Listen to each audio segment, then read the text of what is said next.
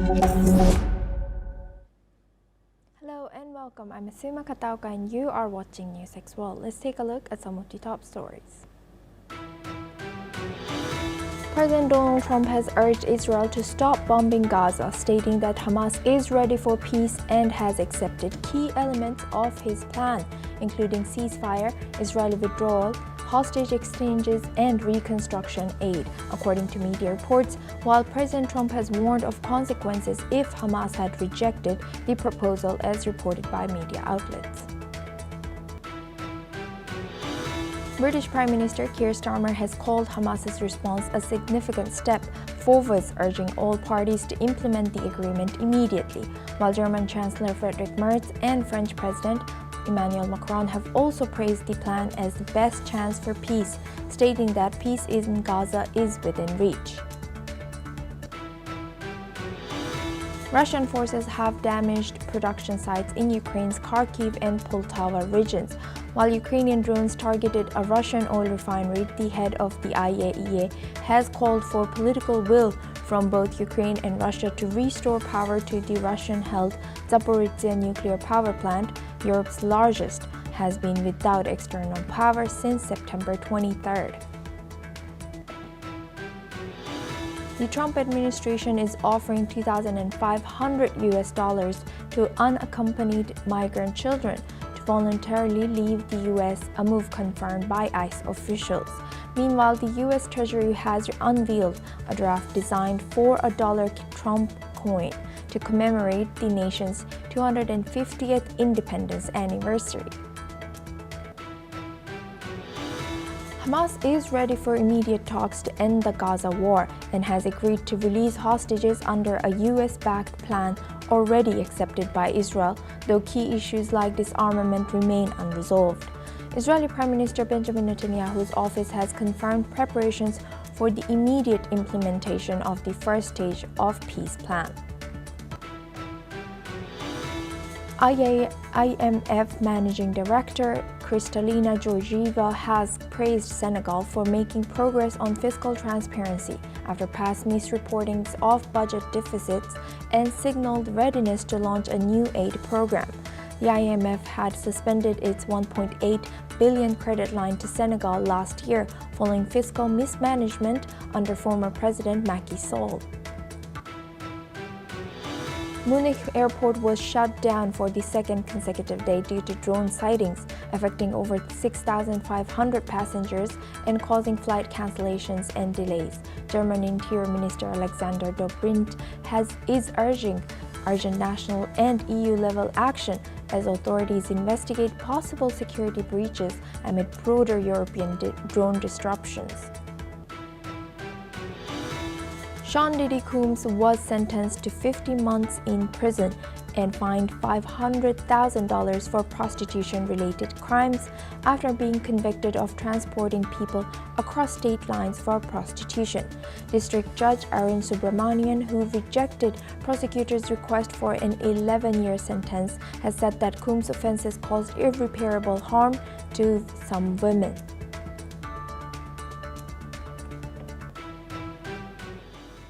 Now, in a major development, Hamas has said that it will release all Israeli hostages, dead and alive, under a framework put forward by U.S. President Donald Trump to end the war in Gaza.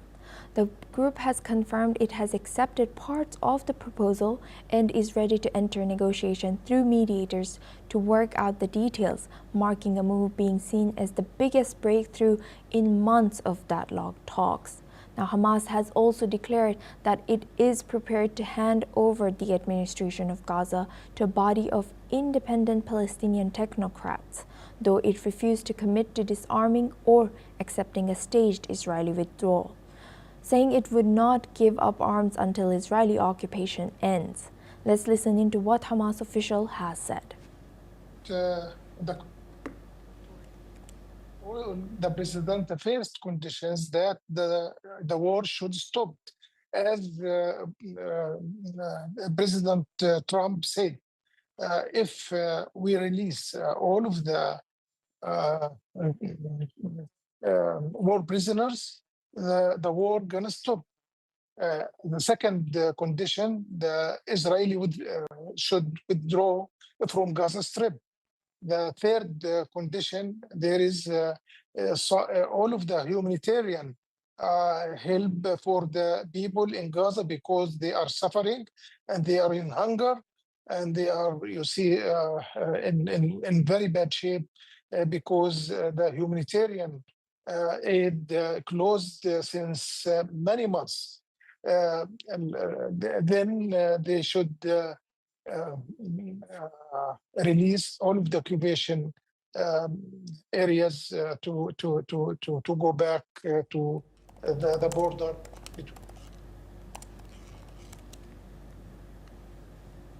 Now, President Trump hailed the announcement as a big day, thanking Arab leaders for their support. He has said that Hamas appears ready for what he called a lasting peace and has urged Israel to immediately stop its bombing campaign in Gaza and allow hostages to be freed safely. Here is what he has said. Thank the countries that helped me put this together: Qatar, Turkey, Saudi Arabia, Egypt, Jordan, and so many others. So many people fought so hard. This is a big day. We'll see how it all turns out. We have to get the final word down in concrete. Very importantly, I look forward to having the hostages come home to their parents and having some of the hostages, unfortunately, you know the condition they're in, come home likewise to their parents because their parents wanted them just as much as though that young man or young woman were alive. So I just want to let you know that this is a very special day, maybe unprecedented in many ways. It is unprecedented, but thank you all, and thank you all to those great countries that helped. We were given a tremendous amount of help. Everybody was unified in wanting this war to end and seeing peace in the Middle East, and we're very close to achieving that. Thank you all, and everybody will be treated. Israeli Prime Minister Benjamin Netanyahu's office has said that the country is preparing for the immediate implementation of the first phase of Trump's plan, focusing on the release of all hostages. Now, the IDF has said that it will shift to defensive operations and halt its drive to occupy Gaza City entirely. Now, for this discussion, we're joined by guest Dr. Alvite Ningtu Jam. He's a Deputy Director and Assistant Professor, Symbiosis School of International Studies, joins us live from Pune. Thank you very much, Doctor and Professor, for joining us today. Good to see you. So from what we know so far, so among the 20 points, which have been agreed, if you could clarify for us? Thank you for having me again on the show. Can you just come back to me with the question again? Yes, I was asking, can you please clarify which points have been agreed to by Hamas so far? All right. There are, it is a very interesting development right now, particularly with regard to what's happening in Gaza Strip and the announcement that has come early this, morning from the Hamas about, accepting Donald Trump's peace plan.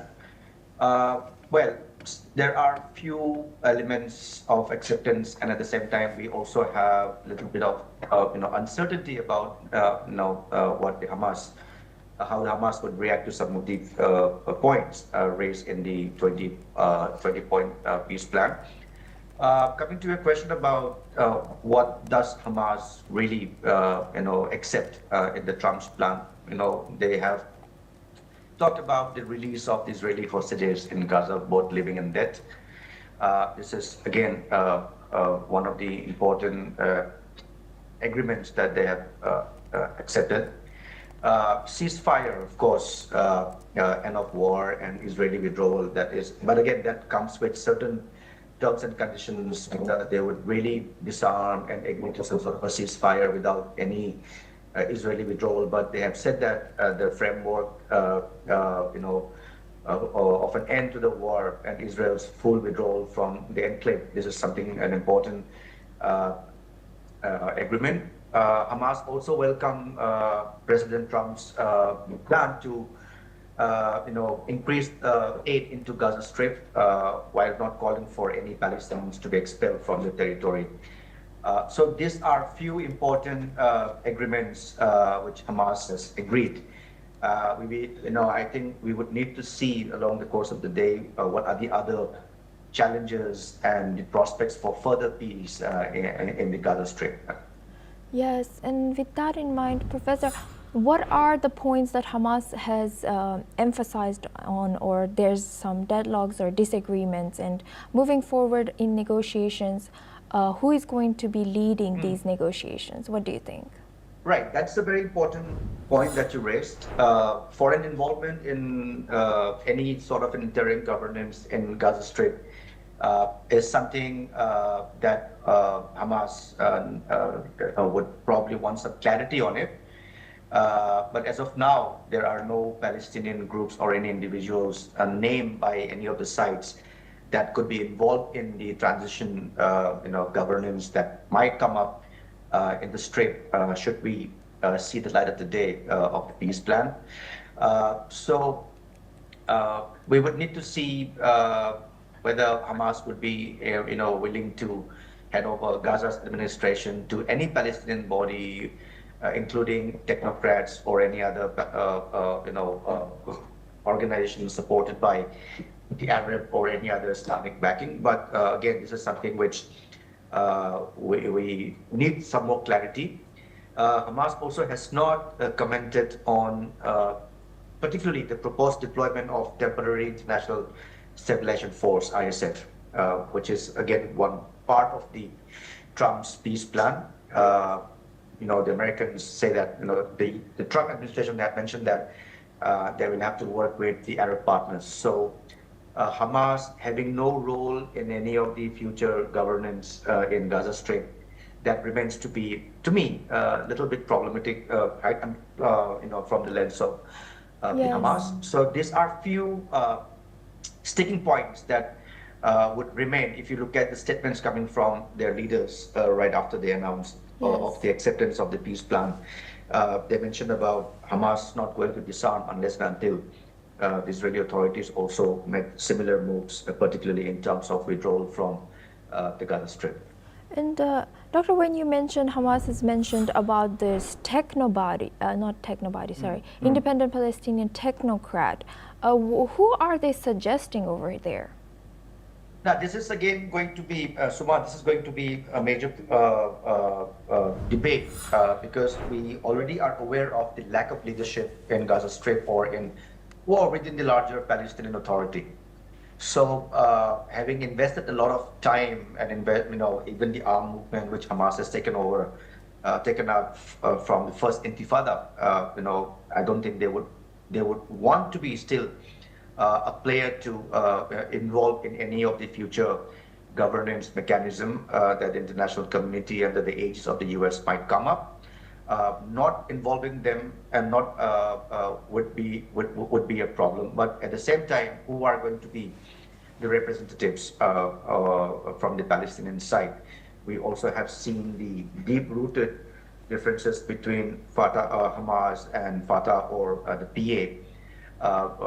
And even during the course of the time, we have not been able to pinpoint or identify any potential candidate or group of people who would be taking up this sort of responsibility.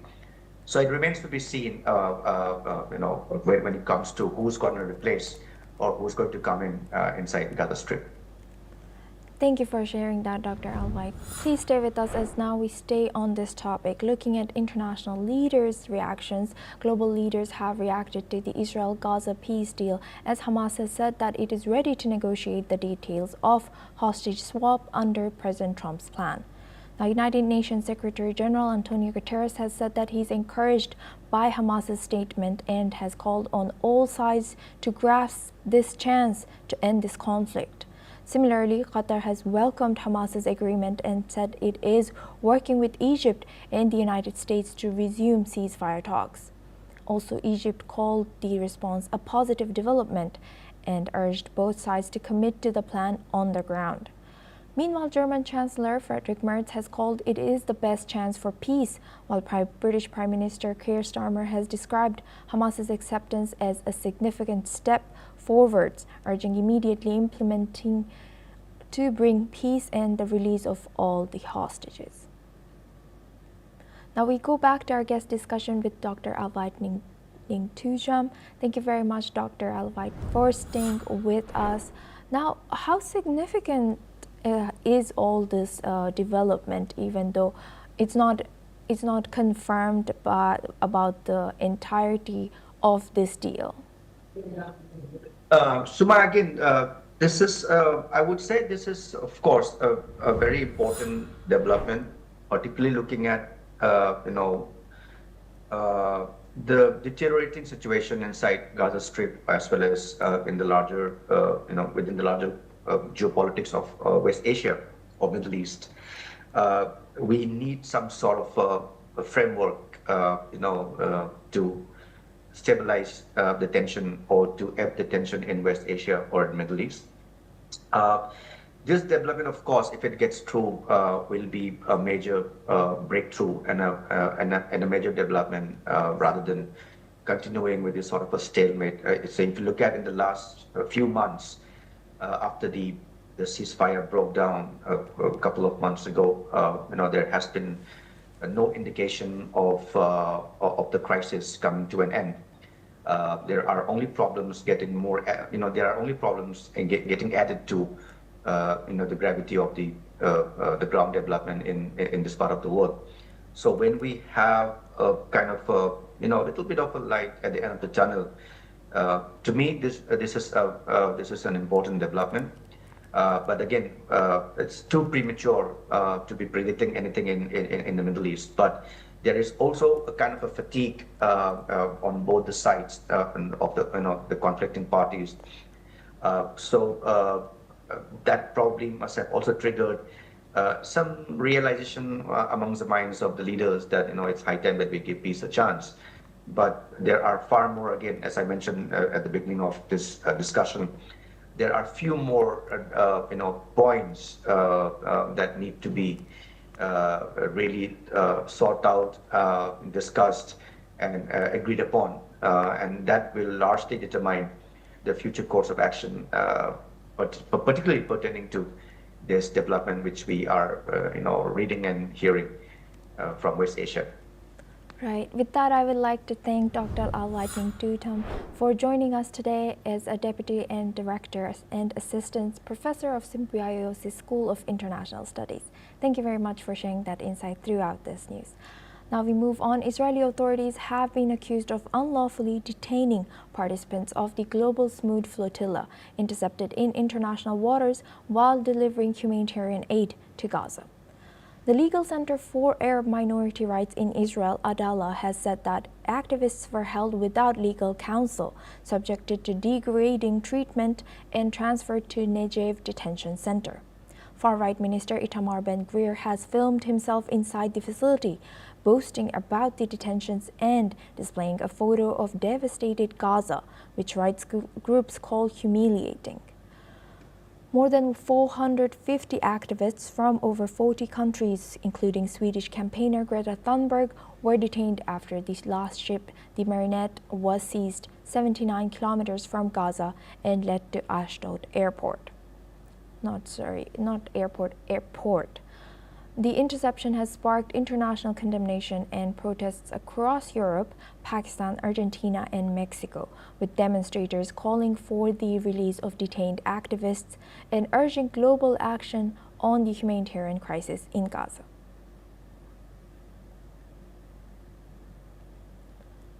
Now we move on. Russia has carried out another strike on Ukraine's gas infrastructure, continuing disruption to country's energy sector as the fourth winter of war approaches. President Zelensky, speaking in his nightly video address, has said that 35 missiles were used in the strike, including ballistic ones, and only half of them were shot down. A massive Russian air assault struck several of Ukraine's main gas production facilities, in some cases causing critical damage as Ukraine prepares for a new heating season.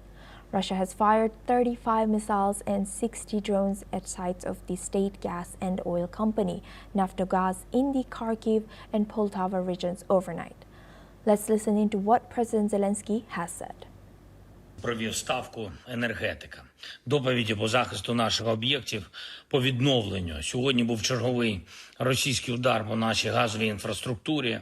Якраз напередодні опалювального сезону росіяни шукають способи завдати більше шкоди нашим людям. Тільки в одному цьому ударі, саме по газовим об'єктам, було 35 ракет, в тому числі балістика. Комбінований удар, лише половину ракет вдалося збити.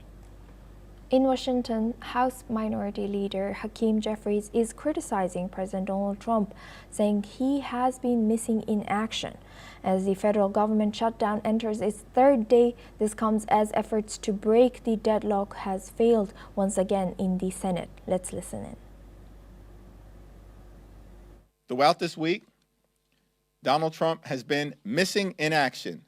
He remains in the Presidential Witness Protection Program. House Republicans are on vacation all across the country and the world, and Senate Republicans continue to vote on the same partisan Republican spending bill that's dead on arrival because it guts the health care of the American people. Donald Trump and the Republicans are not behaving responsibly. They're not behaving in a serious manner. They don't want to reopen the government, and they certainly do not want to address the healthcare crisis that While Republicans have accused Democrats of holding out for over $1 trillion in additional spending, Democrats, including Senator Patty Murray, criticized Republican plans for failing to address a growing healthcare crisis. Let's listen in. On health care, they've decided to shut down the government rather than work with us. And they've decided they would rather make up lies about illegal immigrants than talk about the actual issue at stake. The reality that Republicans are letting premiums more than double. Newsflash, Republican areas are actually going to face some of the biggest price jumps if they refuse to save health care. Small businesses are going to take a hit, not to mention farmers. 1/4 of our farmers are covered on the ACA exchanges, so this healthcare crisis is a big concern for them. Millions of families across the country are about to see their monthly healthcare costs jump by hundreds, if not thousands of dollars. And the Republicans' plan here seems to be, I hope no one notices. Meanwhile, Democrats are vowing to stand firm, demanding the restoration of health care subsidies stripped from the Affordable Care Act before agreeing to any funding deal. Now for this discussion, we're joined by Ross Feingold. He's a political analyst, joins us live from Taipei. Thank you very much, Ross, for joining us again. Good to see you. Now, what are the risks and immediate economic as well as social impacts of this U.S. government shutdown? Certainly, the impact of a government shutdown is enormous on the economy because of the large role that the federal government plays, and not just the hundreds of thousands of employees who work for the federal government, who spend their salaries, and many of them are being furloughed at the moment. They're not receiving their salaries. But also because of the federal government's role in dispersing funds to all sorts of recipients across the country and in different parts of the economy, whether that's to state and local government agencies that receive money from the federal government, small businesses that receive funding from government agencies. The list goes on and on. So certainly this, if it is prolonged, it would have a significant effect on the U.S. economy for the current period. Now socially as well, again, the disbursements made by the federal government are an important part of the social system. Now, many of those disbursements would still continue during a shutdown, but some of them will be affected. And then also it's the social fabric issue. What does this do politically? It just further inflames the partisan divide that we have in the United States as people who support one side or the other get mad at the other side. So if you can clarify, what are the main points of contention between Republicans and Democrats right now? At the moment, the main point of contention appears to be the level of federal spending that goes to certain healthcare programs and helps keep the health insurance premium for millions of Americans at a lower cost point than it'll be in the absence of these subsidies. Now, the Republicans, who obviously control the White House and control the Senate as well as the House, they passed a bill that they like to call the One Big Beautiful Bill in July of this year, which reduced some of those federal government subsidies for health care. And the Democrats want to use this opportunity to where we're debating the 2026 fiscal year budget for the federal government to put some of that money back, to make those funds available again to states, and then it ultimately flows down to individuals buying health insurance. And the Republicans are saying we dealt with this issue a few months ago. We don't want to change our position. Our view is that we should reduce some of these subsidies, and the Democrats are saying you're hurting low-income people who relied on some of these subsidies to access health care in a more affordable way. So the gulf here is huge.